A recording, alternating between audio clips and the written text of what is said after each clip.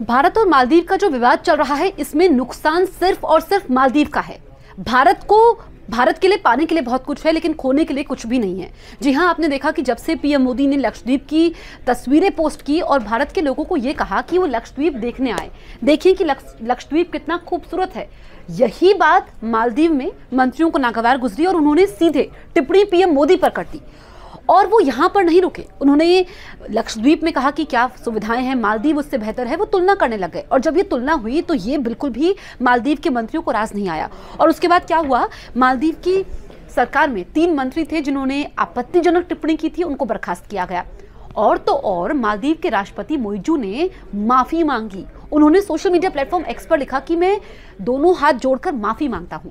लेकिन ये जो विवाद है, क्योंकि आपने देखा है कि मालदीव में भारत से बहुत सारे पर्यटक जाते हैं, पर मालदीव ने ये सब जो किया है, कई बार आप तैश में आकर कोई चीजें करते हैं ना, तो नुकसान आपको उठाना पड़ता है। यही इस वक्त मालदीव के साथ हो रहा है, क्योंकि पीएम मोदी की छवि ग्लोबल लीडर के तौर पर है और पूरी दुनिया उनका लोहा मानती है। ऐसे में जब पीएम मोदी ने लक्षद्वीप की तस्वीरें साझा की और कुछ लोगों ने लिखा कि मालदीव से बेहतर है, तो ये पसंद नहीं आया वहां के मंत्रियों को।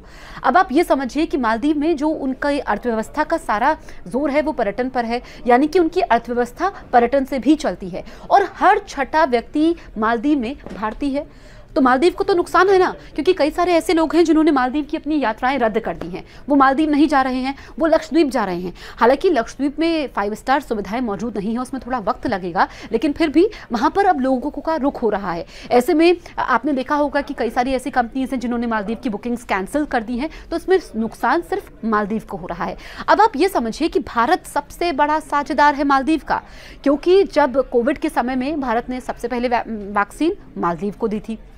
अभी भी भारतीय सेना मालदीव में तैनात है, यानी कि जब एक आइलैंड से दूसरे आइलैंड पर जाना होता है, मरीजों की यहाँ पर रक्षा करनी होती है, मरीजों को सुविधाएं देनी होती है, तो उसमें हमारी आर्मी मालदीव की मदद करती है। आपको यह भी याद होगा कि किस तरीके से मालदीव के साथ हर संकट के समय हम कंधे से कंधा मिलाकर के खड़े हुए हैं। जब सुनामी आई थी तो भी भारत ने मदद की थी। तो ऐसे में मालदीव को मालूम है, वहां की इस वक्त मोइजू सरकार को मालूम है कि भारत से दुश्मनी मोल लेना या फिर भारत के खिलाफ कुछ भी बोलना, या फिर कई बार ऐसा होता है ना, आप बिना सोचे समझे कुछ भी बोलते हैं, वो गलत होता है और वो आपके ऊपर हावी हो जाता है। और यही इस वक्त मालदीव के साथ हो रहा है। अच्छा, मालदीव की रुचि ज्यादा चीन के साथ है। चीन की यात्रा पर मोइजू गए, लेकिन भारत से दुश्मनी भी मोल लेना मालदीव नहीं चाहता है। और क्या पता, वहां पर तो सरकार गिरने के आसार हो गए हैं।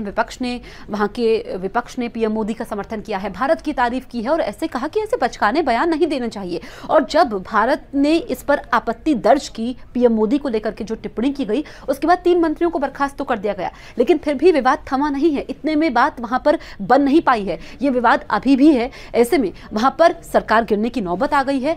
और तो और भारत विरोधी ऐसे बयान देना मालदीव को हर तरह से महंगा पड़ता हुआ नजर आ रहा है।